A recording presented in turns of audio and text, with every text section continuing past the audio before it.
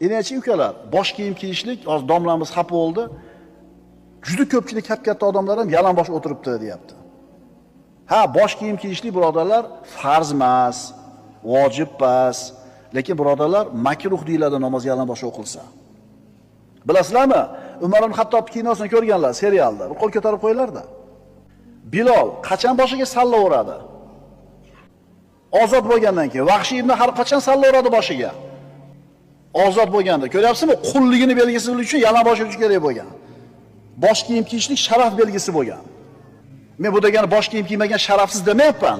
Bosh kiyim kiyishlik odobligini aytyapman. Biz o'zimizning o'lchov tushunchamiz bor, o'zimizning mentalitetimiz bor, o'zimizning bir dinimiz bor, ha? Milliyligimiz bor. Bosh kiyim kiyishlik sharaf belgisi bo'lgan. To'g'rimi, noto'g'rimi? Shuning uchun biz targ'ib qilamiz, bosh kiyim kiyib kelinglar masjidga birodarlar. Ko'chada yursanglar ixtiyoringlar, urushmaymiz biz.